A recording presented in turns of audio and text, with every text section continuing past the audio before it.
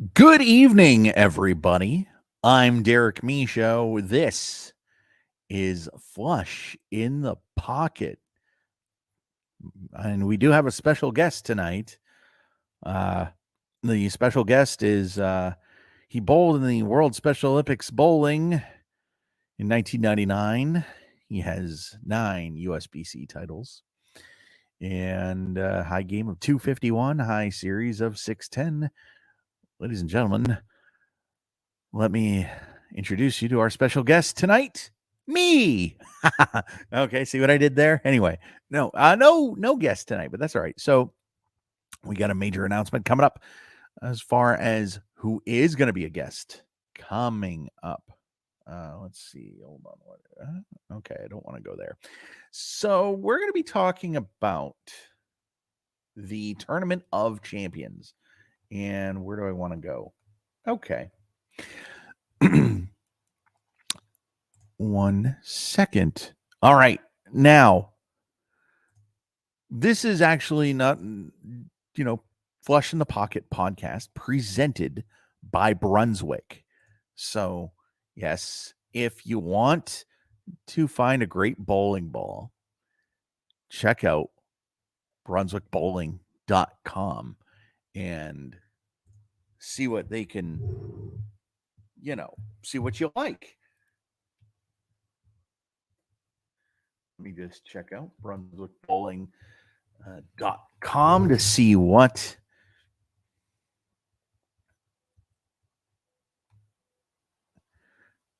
all right, so let's take a look at the balls. And yeah, so this is there we go. Check out brunswickbowling.com to find out the ball that you might like to get. And thank you, Brunswick, for your support of Flush in the Pocket podcast.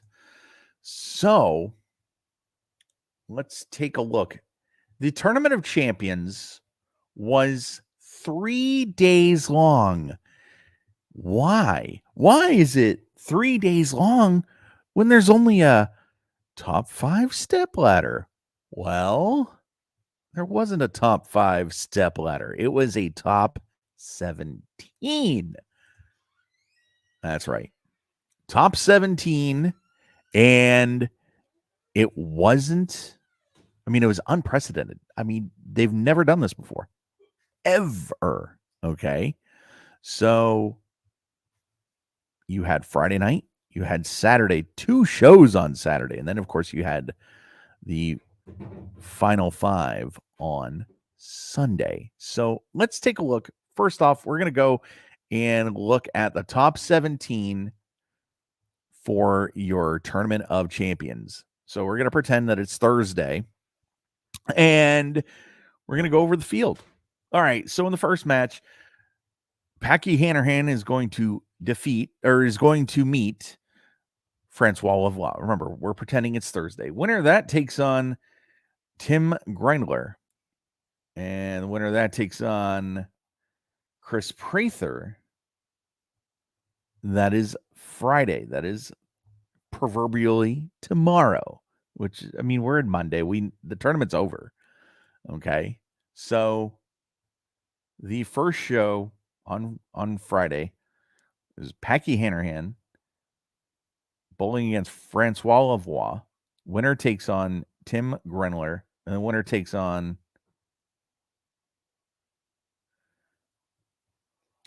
Tom Smallwood. 1, 2, 3, 1, 2, 3, 4.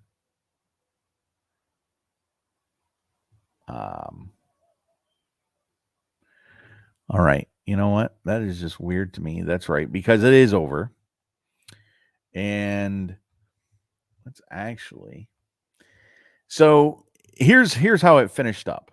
As you know, Packy Hanrahan lost to Francois Lavoie. And then, so it went Packy, Francois, Tim Grindler, Chris Prather finished up 14th. Tommy Smallwood, my buddy Tom Smallwood, finished And 13th, Wes Malott 12th. Stu Williams 11th in your top 10. Jake Peters, Chris Vi, Marshall Kent, Andrew Anderson, which we'll talk about in just a second. Kyle Troop, Jason Sterner, Matt Ogle, Anthony Simonson, EJ Tackett. Ooh, what a heartbreaker. Number 1 seed finishes second.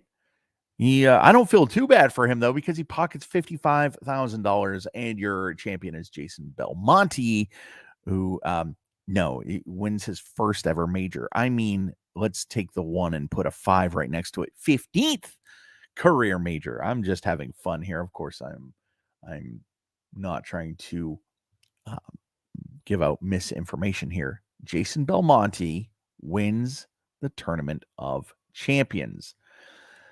Now, in the first show, Francois Lavoie defeats Packy Hanrahan. Okay. And he needed a double in the 10th.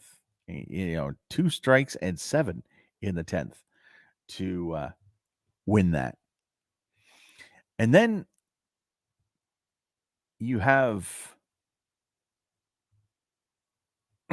Tim Grenler. Frankie defeats or loses to Tim Grenler. And then you have, we're going to look at it. We're going to look at this. We're going to look at this. I'm going to go on YouTube and I'm going to turn off the sound because there you go. This will help me a lot, actually.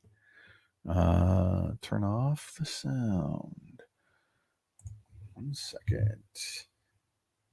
Turn 2023. Here we go.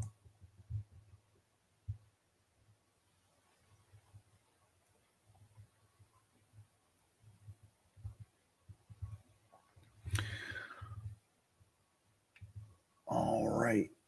So, give me a second here.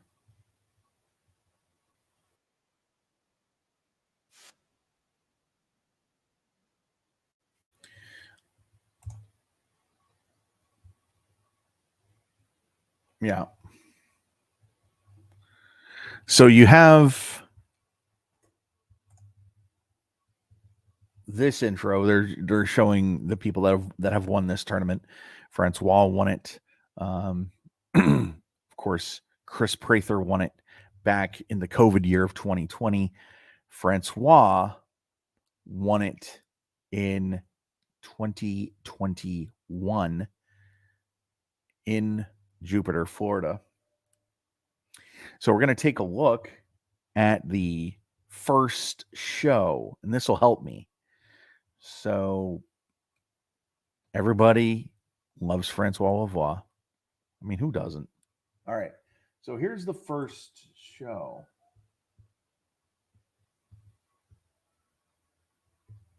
Okay, they're showing the Sunday finalists, which are Jason Sterner,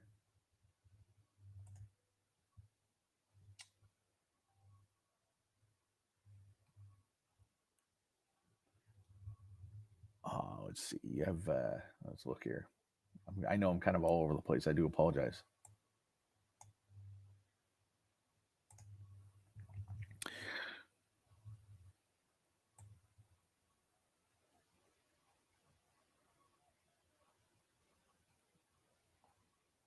Okay.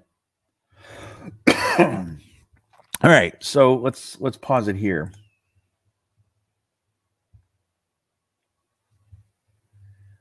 Your shows for Friday or Saturday were Kyle Troop, Jason Belmonte, Andrew Anderson, Marshall Kent, Tom Smallwood, Chris Vi, Stu Williams, Jake Peters.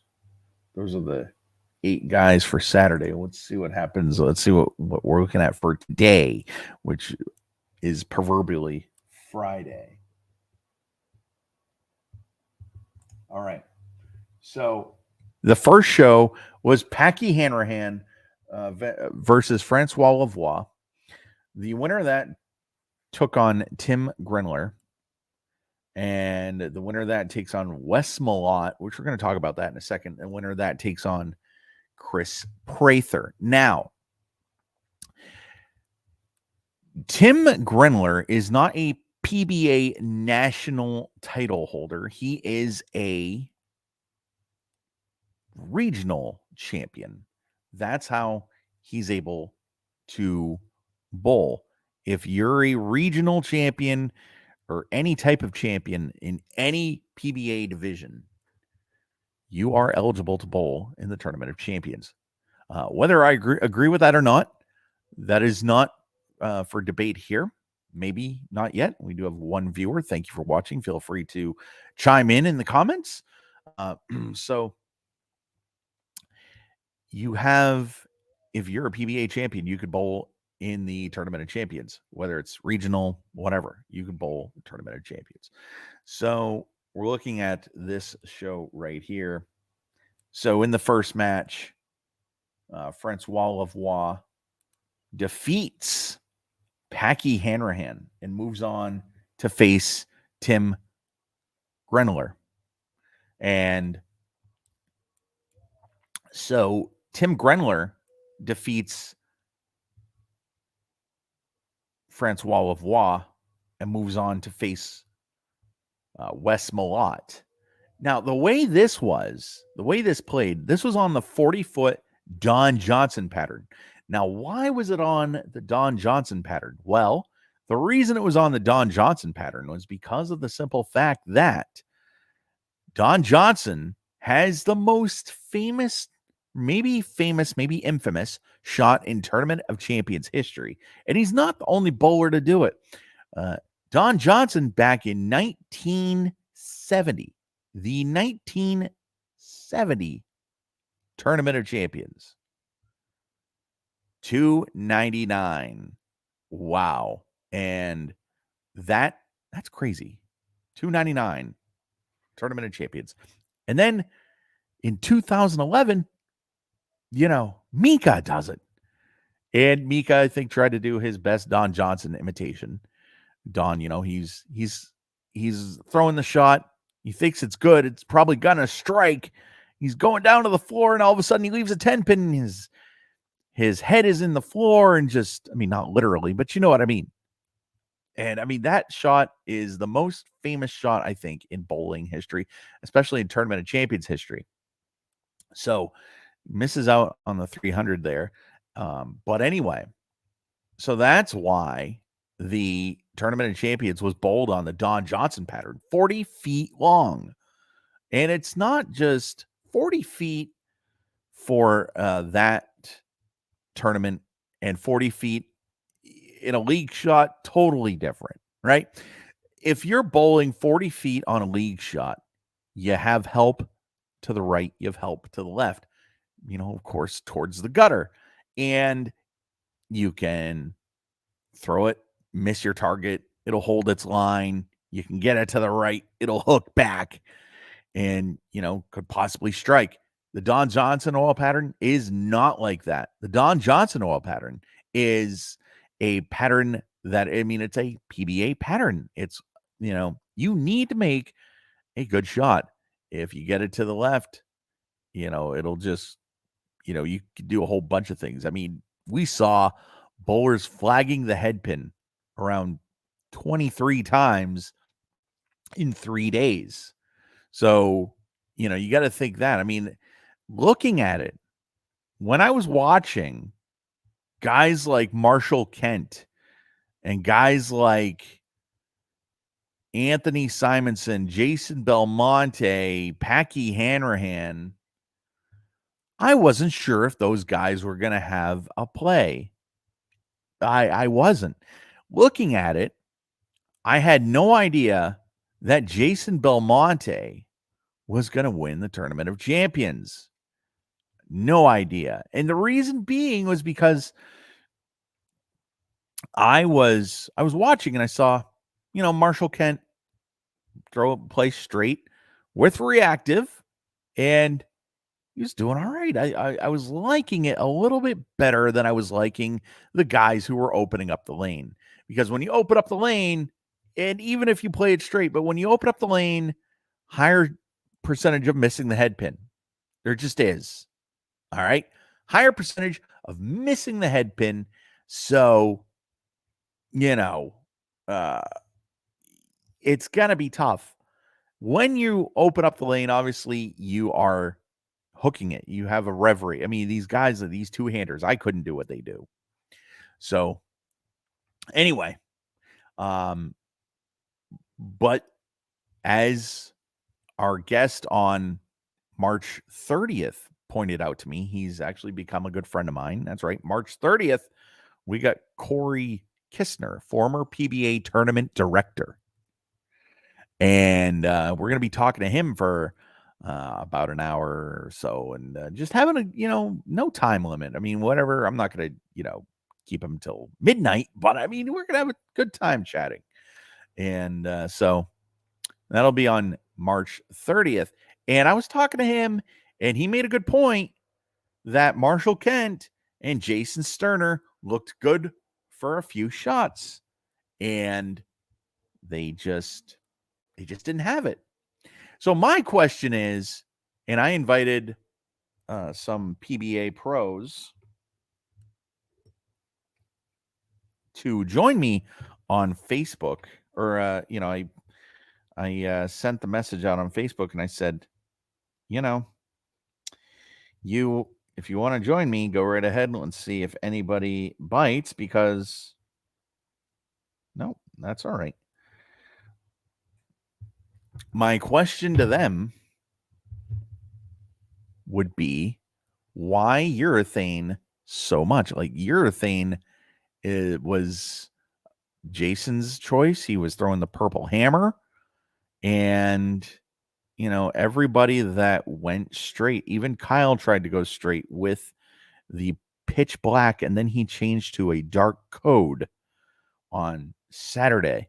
I mean, it was just, I don't know. It looked good to me, but obviously it wasn't good enough because they did not win. The guy who won was a guy who was going around it. Jason Belmonte was not going straight. And this is why they are on the TV and I am in front of the TV, or, whatever. The TV is in front of my face and I'm watching and they're doing. So that's, there's that. So let's talk about Tim Grenler going up against Wes Malott. Now, who is Wes Malott? Well, Wes Malott has been on tour for a long time. Probably close to 20 years, right? PBA Hall of Famer. He has 10 PBA titles, and he's kind of on the decline because of injury. But Wes made the most of his situation on Friday night and Saturday. So on Friday, he is bowling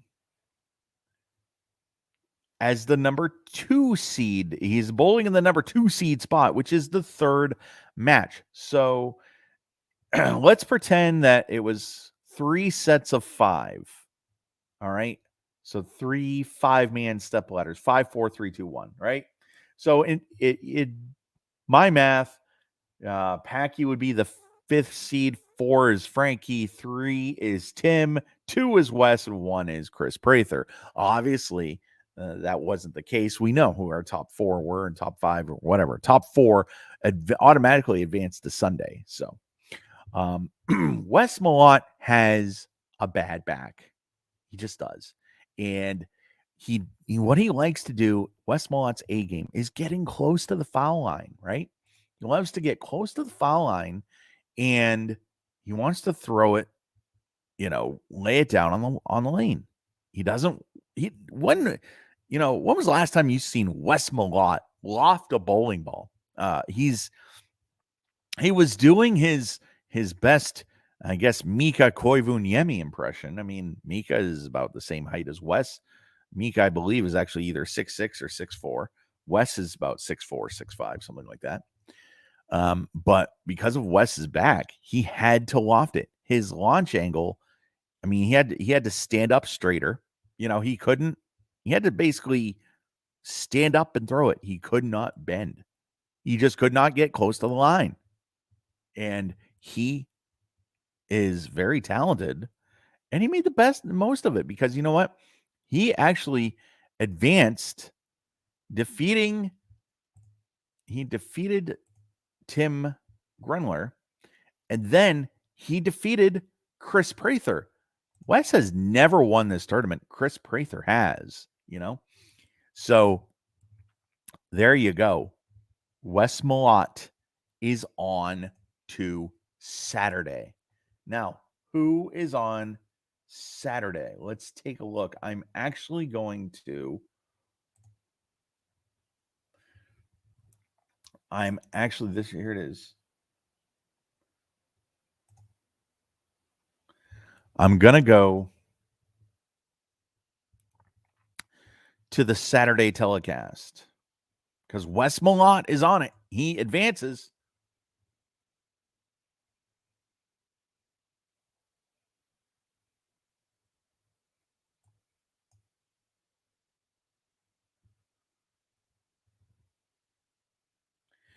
All right, so this is.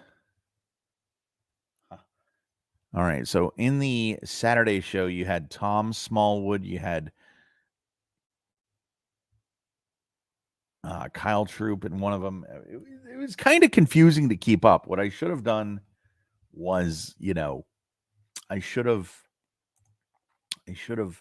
just had, the whatever you call it, the standings right in front of me on Thursday. I should have taken a photo of that so that I could give you the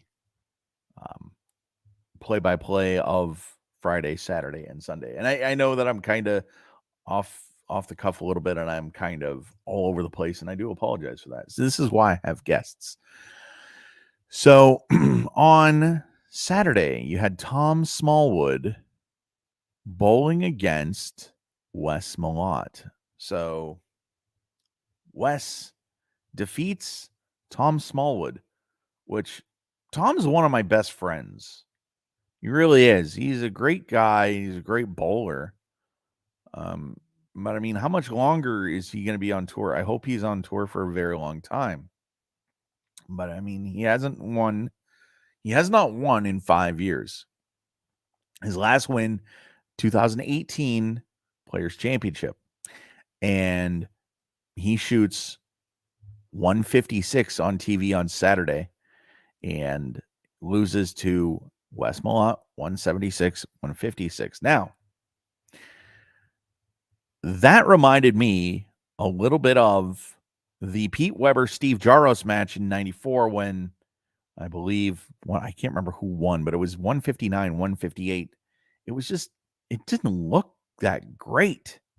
And it was just, I mean, the lanes looked ugly. 176, 156. I mean, that's kind of tough. So then you had Andrew Anderson on a telecast on Saturday night. Now, you got to love a guy like Randy Peterson. Randy Peterson, every time, I swear he has PTSD. And I invited him on to the podcast. He's going to be a guest at some point. I'm still going to work that out. It's like Randy has still, after 28 years now? Yeah, it'll be 28 years in November, actually. 28 years since the worst break in bowling has ever happened. All right. Go on YouTube, type in worst break in bowling, and you'll see what I mean. If you don't want to do that, Randy Peterson is bowling in the Players Championship against Ernie Schlegel, right? And Ernie Schlegel gets done. Randy needs a strike to win the tournament. He either needs a strike or a double. I think he just needed a strike. Throws it perfectly. He was a solid 8, and then all of a sudden Ernie gets out of the chair. I don't believe it. I don't believe it. I don't believe it. Apparently, Ernie had a dream about the solid 8, and I'm going to try to get Ernie on here as well, because man, it would be great to talk to Ernie. I'm sure he would love to talk about his career and whatnot. But I mean, ever since then, Randy Peterson, every time, I don't know. I honestly don't know if it's a joke or if it still bothers him. And that's one of the questions that I want to ask him when he comes on the podcast. Now, the question would be something like, does that still bother you? Or are you just kind of kidding? Now, people are just like probably watching this and or gonna watch this later and say, Derek, come on, man, don't be that stupid. He's just kidding or whatever. But is he really? Because, I mean, if it was 28 years ago, every time it's not even good publicity anymore. Every time he leaves an 8-pin, he has to say, oh, I can't say that pin. Oh, there's that pin. There's that pin that I cannot say. So I don't know. So I tweeted, and just for fun, I just counted to 10. I was like, 1, 2, 3, 4, 5, 6, 7. Randy Peterson, 9, 10. Just for fun.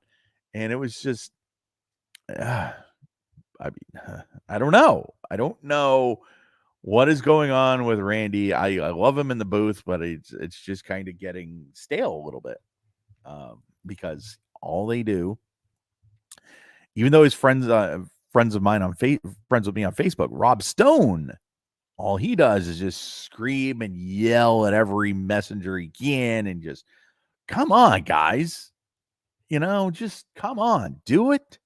Straight faced, I get it. You need to have a little bit of personality, but you also want to do the job straight and right, meaning just call the match and go home. But I was talking about Randy Peterson regarding this Tournament of Champions because Randy in 1994 left a 5-pin and he missed it. I don't know if he hit his ankle, but he missed it right away. It was like it was not, the ball wasn't even halfway down the lane, and he just, you hear the Nelson call, look out, Randy. So Randy Peterson missed the 5-pin on TV. So okay, Andrew Anderson leaves a 5-pin in his match on the show that he was on, and Randy, of course, talks about the 5-pin. Oh, hey, I know exactly how you feel. It's like, okay, cool. And he misses it. And it's just like, wow. I mean, when it's not going right, it's not going right. It's just not. So there is that, and it's just one of those things that it just happens. There's a lot of pressure when you're bowling the Tournament of Champions. There just is. There's a lot of pressure bowling any tournament as a pro. Any tournament as a pro, especially the Tournament of Champions or any major. Just ask guys that have won it. Ask Pete Weber, how easy was it to win your 5 US Opens? He's going to be like, it wasn't easy. It's never easy to win on the PBA Tour. Ever. So, Andrew Anderson struggled, and after that, it was just all downhill from there. And you had, there's just so many things. Jake Peters. I was rooting for Jake. I really was, because I'm always going to root for Jake, not because of the tragedy of losing his wife, who rest in peace, Melissa Peters. She had cancer and it took her. That's awful. Nobody should ever have to go through that, ever. So I mean, it's just not a good thing. Cancer is not a good thing. It is an ugly, ugly disease. And so, Jake is one of my sentimental favorites because of that. And it's not because oh man, I feel sorry for you. You lost your wife or anything like that. It's just, come on, man. How hard is that for him to lose the love of his life, his partner for life? And they had so many hopes and dreams. And she's gone because of some ugly disease, some monstrous cancer. Please find a cure. Jake, he looked all right, and he was playing him kind of deep and straight. It wasn't like he was hooking it. It was almost like he was standing left and just trying to play straight up the boards from deep inside, which is what, I mean, you can, I guess. And he was doing okay for a while, and then struggling. So Sunday, when the tournament started, and I know I'm all over the place. I get that. When the finals started on Sunday, and you had the guys that were hooking it, and you had the guys that were going straight. The hook game was the one that worked. I guess I didn't see that. And, people might make fun of my visual impairment. Like, well, you're visually impaired. What can you see? No. But it was just something like, wow, I just couldn't believe it. I just could not believe that Jason Belmonte would have won that. I thought it was going to be EJ all the way because I was looking at the scores and I was looking at how EJ was doing. And I wasn't looking at the individual scores. I was looking at the plus, when they would show the standings, plus 900, plus 1,300 or whatever it was. And it was EJ leading wire to wire. And he loses. He has, a rough game in the title match. And there you go. Belmo wins $101,000. Now, the $1,000 is because of the PBR 6-pack that he threw on the telecast. And so there you go. There it is. Belmo looked great. Now, let's talk a little bit about, for fun, the Player of the Year race. A lot of people, or Norm and Randy, were asking, is Jason Belmonte done? Meaning, is his reign over as consecutive? He's won Player of the Year. Oh, gosh. I think, as a matter of fact, yeah. He won Player of the Year, I want to say, in 19, 20, 21, 22. No, I'm sorry. In 19 and 20. And then he Kyle was Player of the Year in 21. And then Jason was Player of the Year in 22. Seems like every time Jason Belmonte bowls, it seems that he is Player of the Year. It seemed that way after, Sean Rash was Player of the Year in 2012. And then, Jason was Player of the Year in 13, 14, 15. And then 16 was EJ, 17 Belmo, 18 Andrew Anderson was Player of the Year, 19 Belmo, 20 Belmo, 21 Kyle, 22 Belmo. Is 2023, is Belmo going to be Player of the Year? I just don't think so. Nothing against Jason Belmonte. I actually like Jason Belmonte as a person. When I've met him, when I've had interactions with him, it's always been pleasant. Hey, nice to meet you and nice to see you, mate, and whatnot. So, but I don't think he's done. He's not done, right? So, is he going to win again before the season's over? Oh yeah. I mean, is it over for Player of the Year? No, of course not. If it was over, there'd be no more tournaments. And it's a vote. It's a vote thing. So let's look at the resume right now. EJ Tackett has 3 titles, including 1 major, right? So 3 titles, including 1 major. And Belmo has one title, which happens to be the Tournament of Champions. You know, it took Belmo a little while to make a show, even though they didn't have a lot of TV. I mean, they had the US Open, and then the rest of the tournaments, the next few tournaments weren't even on TV, which I don't like. I'm just not a fan of that. So it was just it's not Belmo's year, but it's not over at the same time.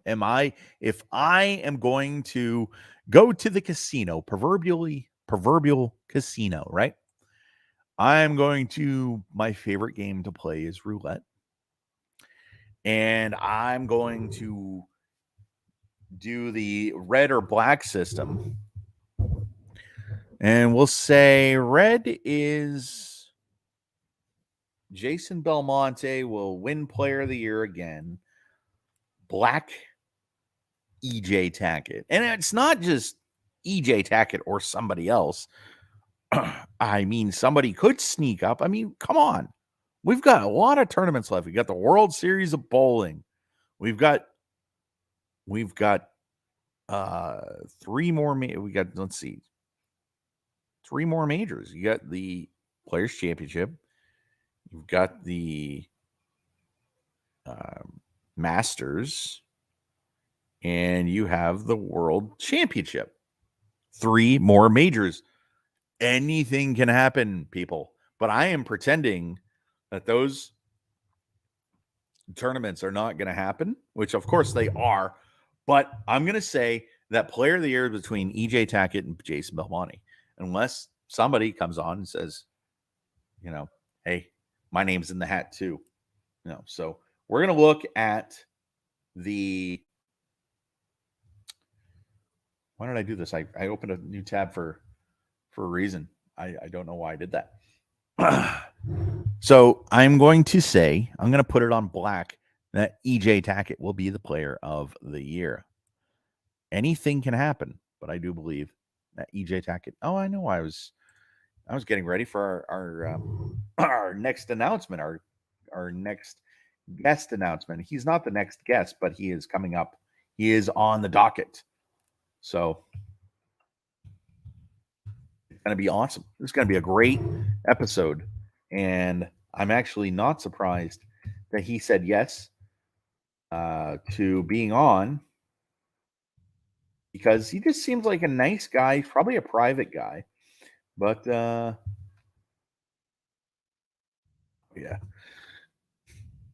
There he is. So we're going to go. I do not know. I believe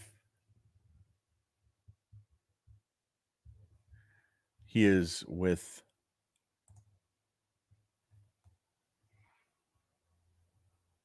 There we go. We are going to save this image. And we're going to make an episode with this guy, and we're going to set up the episode. And it's going to be awesome. So wait till you see who it is.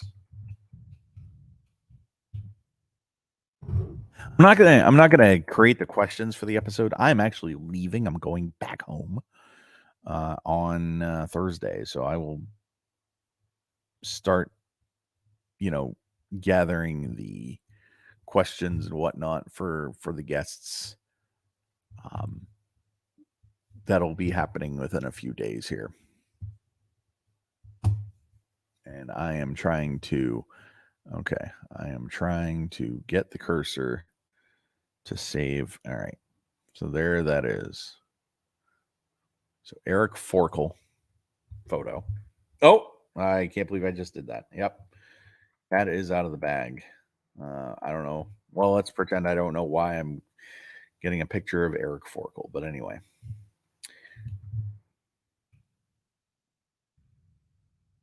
Let's do this.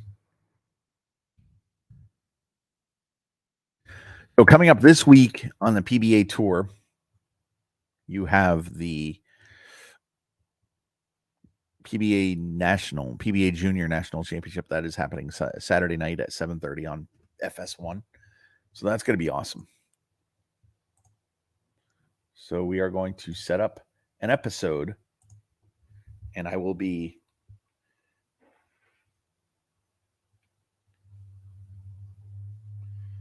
let's see. What should I call this, you know? Now let's do this. Let's take off the capital letters.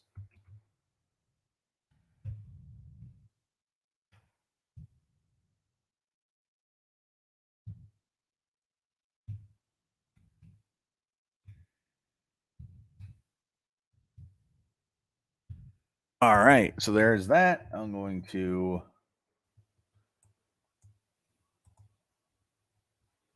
copy this, and here we go. Even though this particular person lives in Vegas now, schedule for later. Let's go here and let's see. It was actually pretty easy to get this person because he said, "Oh, that sounds like fun."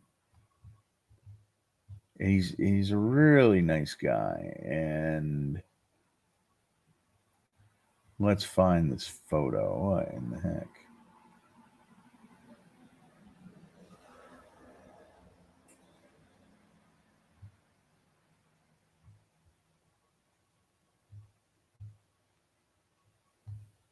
Oh, what the heck? Let me look for it.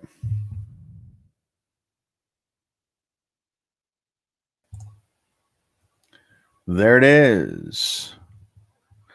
And it is for April 8 at 8 o'clock Eastern Time. What a great episode that's going to be, you know? That is going to be awesome. Chatting with Chatsworth's own from Chatsworth, California. 5-time PBA champion. Southpaw. Eric Forkel. That is happening on April 8, 8 o'clock. So that's going to be awesome. And I mean, who's excited for that? I'm excited. You know, because you watch him on TV and you see he just seems like the nicest guy in the world. So that's coming up. And you know what? Listen, guys, thank you so much for watching. And I really appreciate it because the reason why I interview pro bowlers instead of doing this by myself is if I did this by myself, it just wouldn't sound the greatest because I do stumble a lot and I do go all over the place. I'm kind of like a squirrel doing this solo. But anyway, when I have something to say, I say it. So that's what's going on. And coming up, you know, in the coming days and weeks, I will be back in my home studio, and it'll be the second, whenever I do another episode there, it'll be the second ever episode I do there because I don't think I did one on Christmas or New Year's. I know I didn't. And yeah, and my face will actually, I'll be able to look at you square in the face. So there's that. So it'll be a great group of guests coming up. We have Corey Kistner on March 30th, 8 p.m. And also gonna get in the works some other people. I've spoke to some other people and they said yes. And I am going to be, you know, working on more episodes because right now I'm not on my personal computer. I am on another computer and I do not want to take up hard drive space or anything like that. So thank you so much for watching. And Flush in the Pocket podcast is, as always, presented by Brunswick. Please check out brunswickbowling.com and get your next ball from Brunswick. And thank you so much to them for your support. So there it is. Eric Forkel will be joining us April 8th, live right here on Flush in the Pocket, 8 p.m. Eastern Time. Our next guest is Corey Kistner next Thursday. That's right. Next Thursday, 8 o'clock. Be there or be square. And I am Derek Michaud. Thank you so much for watching. And as always, be flush in the pocket.